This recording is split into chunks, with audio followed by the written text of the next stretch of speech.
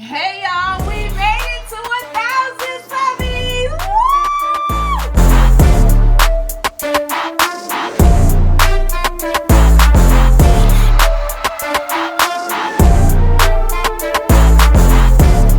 Alright, so today is wine review day, and I thought it would be fitting to have some bubbles so that we can celebrate.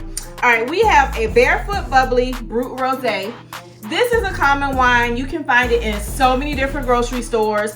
It probably is going to be dry because it's a brut. So when you hear brut, when you see brut, don't think sweet. Just think, oh, that's probably going to be dry. Let me make a mimosa. This one is a rosé. I don't do mimosas out of rosés, but you could if you wanted to. Let's get into today's wine. All right, so how do you...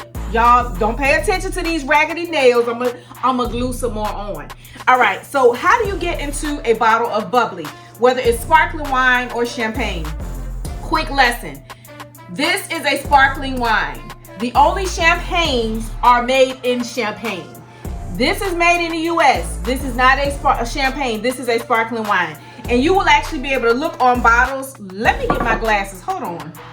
And we're back. Okay, so on most bottles, you will be able to find where it says champagne or sparkling wine. This one says Barefoot Brut Rosé, California Champagne. Now look, if you're going by the standards that you learn when you're taking your WSET or when you're taking wine and spirit training, you're going to learn that champagne can only be made in Champagne. However, we do use the term very loosely on wines. This, although I love it, is a sparkling wine and not a champagne. Now that we've gotten out of that. Okay, this one is it's 11.5% alcohol by volume. And I like it because on the back of some of these, they do show the dryness scale. So I'm gonna come up a little closer. I'm gonna bring it up to the camera so that you can see the dryness scale. As you can see, it is on the very second one. Brut cuvées are the driest, but then you have a Brut Rosé that's going to be dry. These are your levels of sweetness right here. All right. Now, so now that we've gotten that over with, let me adjust this camera some. I felt like it was cutting my head off. So we're going to use a wide mouth wine glass. A lot of people, what is on my glass? Hold on. Oh, you know what? It's a scuff. Glass can get scuff marks, and I'm pretty sure y'all know it, but there's a scuff in my glass. All right, I'm using a wide mouth glass because whenever you're drinking bubbles, you still want that effervescence to flow up. You want it to get air. You want the bubbles to just breathe, right?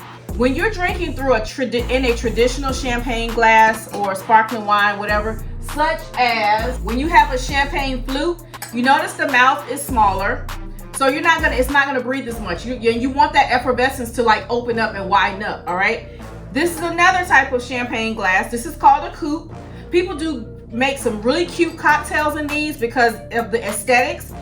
These are my preferred types of glasses to drink champagnes out of, or sparkling wines. There's another one that I like. It's called the tulip. It has a tulip. It actually opens up. It's slim at the bottom and it begins to open up at the top. Those are my three favorites. So today we're going to use this one here. Now how do you open up a bottle of sparkling wine? You're going to just take your foil and you're going to pull the tab of the foil wherever you find an opening. You'll take the foil off.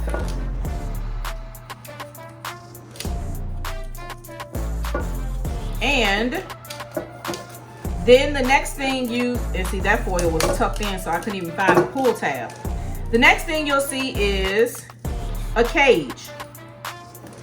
This is called a cage right here. Now I know a lot of people like to take the champagne and the sparkling wine and let the waste it and it flow everywhere. We're gonna try our best not to do that today. The best thing to do is take your cage, loosen it up. You want to give it a good twist, maybe 5 to 6 times. Then you're gonna hold your bottle. You're gonna hold it by the neck and cover the cage. Then you're going to twist.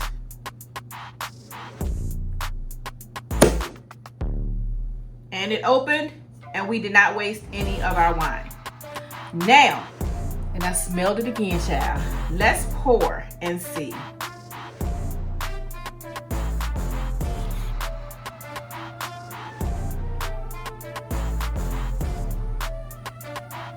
It is gorgeous in color. It is absolutely stunning. Very pretty. Very pretty. Oh gosh, it smells good already. It is very fruity in tropical nature. I'm getting lots of tropical fruits. I'm getting the pineapple. You're getting, I don't know if kiwi is a tropical fruit. I need to look that up, but you're getting like that juiciness that you would get from a kiwi. Okay, let's get into this wine, all right? So like I was saying, we're getting the tropical aromas, fragrances. We're also getting like a raspberry, like little hint of raspberry. Oh, we still got to swirl. Even though you have a sparkling wine or you have bubbles, you still want to swirl it. Why? Because you still want it to open up. And when you're doing that with a sparkling wine, the bubbles, they're so pretty on the top. I don't know if you can see that layer of white of bubbles. I don't know, my swirl was horrible just now. All right, you can see all the bubbles. I wish I could smell it.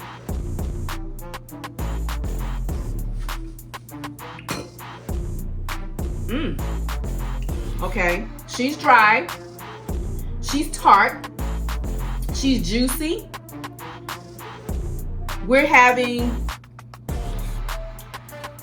strawberries that are not very ripe. They're not quite ready to pick, but we're getting that strawberry flavor. We're also getting some red plum, but not ripened red plum. Just that, you know, when you first bite into the skin of a red plum and it's not quite ready to eat, but you do get the flavor of the plum, you're getting some of that fruitiness. And lots of citrus. I mean, lots of citrus. More limey than lemon, but I'm getting citrus. All right. Let's see. This is just the cork, as you can see. But those are the flavors that I'm getting from it. Now, what would I pair this with? I would pair it with some pasta. Not a heavy, cheesy pasta, but a good pasta dish with like maybe a butter, garlic, herb sauce on the pasta. I'm fixing smothered chicken today, so I think it's gonna pair well with that smothered chicken because it's not heavy. You don't want anything with like a lot of gravies, or you don't want anything with like loads and loads of cheese. You want something just light. Even a Mediterranean dish, it would work well on with a Mediterranean dish. Let's see if they have anything up here. This says to pair it with cheese. Hey, you can pair it with cheese and a creamy pasta. To me, I'm not doing anything heavily loaded with cheese because it's something about cheese and a dry rosé, it throws it off because they're both too bitter. That's just my opinion though. Yeah, they said that they would pair it with favorite cheese and creamy pasta. I could understand the creamy pasta, but not the cheese. Yeah, not the cheese. It's the dryness of the wine, and then you're gonna get that bitterness. Now, if they say cheese, I would say like if I could see it going with like a goat cheese or really creamy soft cheese. I think that, but not a hard cheese. Hey! What's that? We reached 1,000 subscribers! So we're bubbling it up. I got my cheerleaders over here. So those are the different things that I would pair it with. I'm trying to think of definitely seafood dishes. Any seafood dish, it will go very well with. And if you're having a dessert, hold on for a second. So like I was saying, the pairing with the cheeses and things like that, I would say soft cheeses, not a hard cheese. And like I'm having the food for dinner tonight is the smothered chicken. I think it's gonna go perfectly with that. Any type of seafood dish, I think it will go very well with. And if you wanted to do, the more I think about it, if you wanted to do a pasta, like a creamy pasta, I would go with a pasta that is more light, like not like, definitely not like an egg noodle type of pasta, but like an angel hair pasta. And to add the creaminess to it, some fresh grated Parmesan. I always got to use my hands, child. Some freshly grated Parmesan, definitely not an Alfredo. And if you're having a dessert, that's what I had to come back around to it. Circle back around, brain, circle back around. If you're having a dessert, like a strawberry shortcake type of dessert, I would even say any type of like shortbread cookies or butter cookies or just regular pound cake, not a lemon pound cake, but just a regular old pound cake. Those types of things would pair well. And if you wanted to do fruit with your wine, which a lot of people do, you could definitely go with your green grapes. You could go with the kiwi. You could go with strawberries, raspberries, anything to play on what's in the glass. It'll bring and enhance those flavors. It'll bring the flavors out and enhance them even more. So that is our quick wine review of the day. I was going to make a cocktail, but I decided to go with the rosé instead. If I had done a regular Brut or Prosecco, I was going to make some form of a French 75, which we may do that next week. So if you're interested in seeing me make a lavender French 75, come back next week, because that's what we're going to do. We're going to taste either a Prosecco or another Brut sparkling wine, and then we're going to make a lavender French 75. I thank y'all again for your love, for your support, for your comments. Thank you for supporting Simply Tonya Renee. Some of y'all call me T. I appreciate you. I love you. Thank you for being on this journey with me. And it's only, what they say, it's all up from here, honey. Now we're going to get to those 4,000 watch hours, because we will be monetized, okay? Y'all remember to like, comment, share, subscribe. And cheers to you. And let's keep it going, Vibe Tribe. Love y'all. Peace.